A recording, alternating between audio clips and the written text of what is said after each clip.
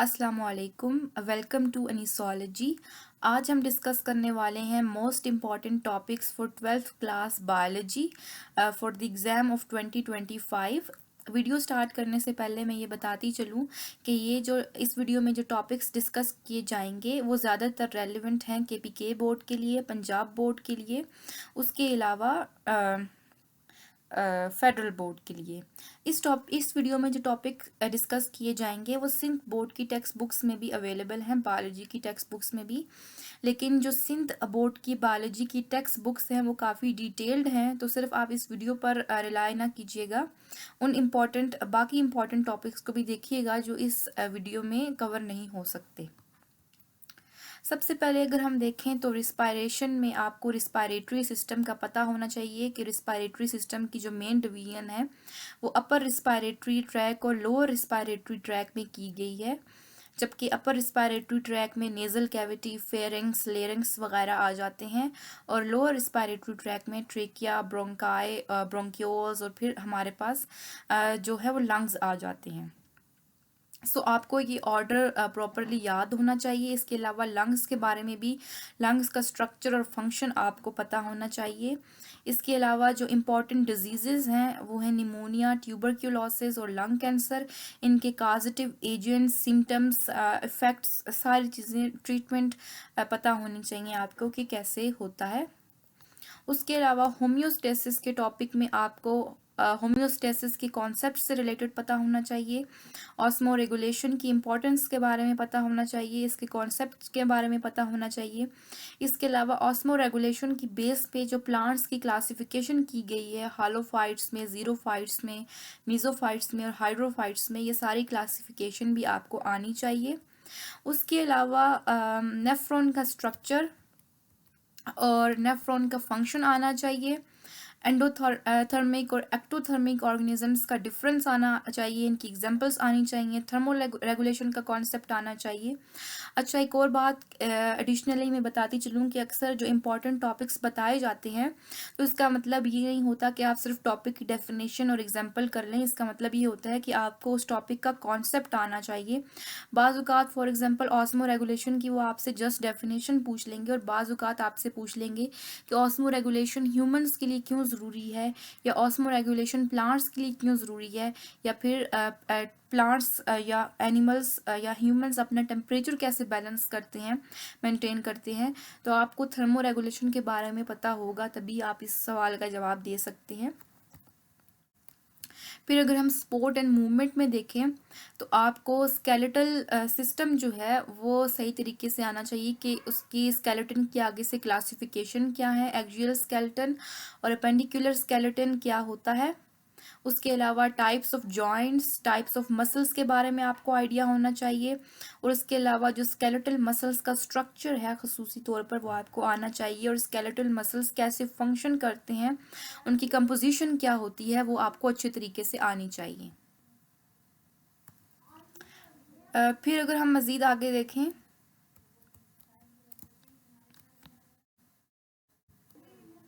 Coordination आ जाता है chapter. Coordination के चैप्टर में आपको सोमैटिक और ऑटोनोमिक नर्वस सिस्टम का डिफरेंस पता हो। इसके अलावा आपको नर्वस सिस्टम का भी कॉन्सेप्ट पता हो कि ये क्या होता है, इसकी मेन क्लासिफिकेशंस क्या हैं। उसमें सोमैटिक और ऑटोनोमिक नर्वस सिस्टम का डिफरेंस आपसे पूछ लिया जा सकता है। इसके अलावा फीडबैक मैकेनिज़्म के बारे में पता होना चाहिए। स्ट्रक्चर ऑफ ब्रेन आना चाहिए, उसके ब्रेन के डिफरेंट पार्ट्स के फंक्शंस आने चाहिए, और ब्रेन की जो डायग्राम है उसको भी प्रैक्टिस कर लीजिएगा। उसके अलावा structure and types of neurons भी पता होनी चाहिए। एक टिपिकल न्यूरॉन का स्ट्रक्चर की जो डायग्राम होती है वो आप ज़रूर प्रिपेयर करके जाइएगा, it's not very difficult. Different types of receptors जो पाए जाते हैं बॉडी में उसके बारे में भी मालूमात होनी चाहिए, और जो हार्मोन्स हैं, इंपॉर्टेंट हार्मोन्स, उनके फंक्शंस और कौन से ग्लैंड्स उनको सिक्रीट कर रहे होते हैं वो चीज़ें भी आपको पता होनी चाहिए। ये ब्रेन का स्ट्रक्चर है। इसमें different brain parts of brain बताए गए हैं, जिसमें main classification fore brain, mid brain और हाइंड ब्रेन की है, और उनको आगे मज़ीद भी क्लासिफाई किया गया है। तो ये जो डिफरेंट टाइप्स ऑफ क्लासिफिकेशन होती है ब्रेन की, इसको भी इसके बारे में पता होना चाहिए। और डिफरेंट पार्ट्स ऑफ ब्रेन जो है उनके फंक्शंस स्पेसिफिकली आपको पता होना चाहिए, क्योंकि वो शॉर्ट क्वेश्चन के लिहाज से, लॉन्ग क्वेश्चन के लिहाज से, एमसीक्यूज़ के लिहाज से हर तरह से इम्पॉर्टेंट है। फिर नेक्स्ट अगर हम देखें तो रिप्रोडक्शन एंड डेवलपमेंट के चैप्टर में आपको स्पर्मेटोजेनेसिस और oogenesis का कॉन्सेप्ट लाजमी पता होना चाहिए, और स्पर्मेटोजेनेसिस और oogenesis की डायग्राम भी आपने प्रिपेयर करनी है, और उसके जो डिफरेंट स्टेप्स होते हैं वो भी आपको पता होने चाहिए। और एक स्पर्मेटोगोनियम कितने स्पर्म्स या स्पर्मेटिड्स डेवलप करता है, और एक oogoनियम कितने ओव्यूम डेवलप करता है, उसके बारे में भी आपको इन्फॉर्मेशन होनी चाहिए। Apart from them, you also should also know the steps of menstrual cycle, and the other important topics in reproduction and development are neurulation in embryo, and उसके अलावा जो 3 ट्राइमेस्टर्स होते हैं, और हर ट्राइमेस्टर में जो डिफरेंट डेवलपमेंटल की stages होती हैं और किस तरह से एम्ब्रियो की डेवलपमेंट होती है, वो सारी चीज़ें आपको आनी चाहिए। फिर डीएनए एंड क्रोमोसोम में अगर हम देखें तो डीएनए एंड क्रोमोसोम का जो बेसिक डेफिनेशंस हैं वो आप प्रिपेयर करें।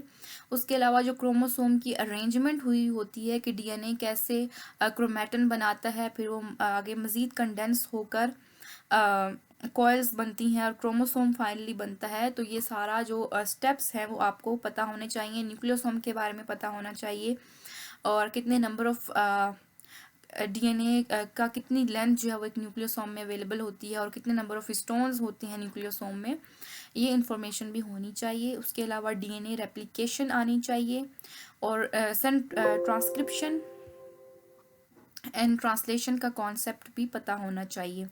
Apart from that you should also know the types of mutation.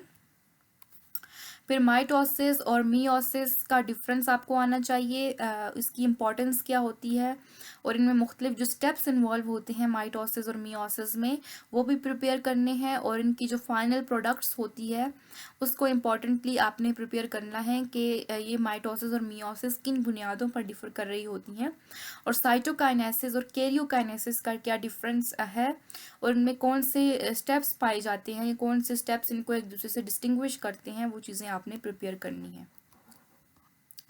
Then in inheritance chapter you should prepare the concept of gene pool. उसके अलावा मैंडल्स के लॉज आप प्रिपेयर करें। टाइप्स ऑफ डोमिनेंस जो है, डिफरेंट टाइप्स ऑफ डोमिनेंस, वो prepare करनी है। उसके अलावा एबीओ ब्लड ग्रुप सिस्टम को बहुत अच्छे तरीके से प्रिपेयर करना है, और इसके कॉन्सेप्ट को अच्छे तरीके से ग्रैस्प करने की कोशिश करनी है। और जेनेटिक लिंकेज का कॉन्सेप्ट भी आपको पता होना चाहिए।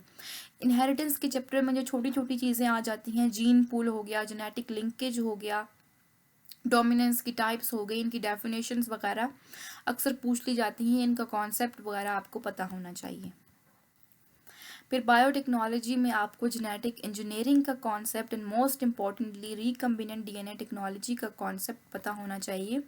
और रिकम्बिनेंट डीएनए टेक्नोलॉजी की एक स्पेसिफिक डायग्राम होती है, जिसमें हम एक बैक्टीरिया, एक डीएनए ले रही होती हैं, जीन ऑफ इंटरेस्ट ले रहे होते हैं। उसके अलावा एक प्लाज्मेट बैक्टीरिया से लिया जाता है, और एक जीन ऑफ इंटरेस्ट लिया जाता है, और प्लाज्मेट और जीन ऑफ इंटरेस्ट को आपस में फ्यूज़ करवाया जाता है by using the restriction nucleases, जो कि कट प्रोड्यूस करता है प्लाज्मेट में और जीन ऑफ इंटरेस्ट में। और फिर हमारे पास रिजल्टिंग रिकम्बिनेंट डीएनए को होस्ट बैक्टीरियल सेल में इंट्रोड्यूस कर दिया जाता है। जो रिकम्बिनेंट डीएनए टेक्नोलॉजी का एक प्रॉपर ये डायग्राम है, ये आप लाजमी प्रिपेयर कीजिएगा।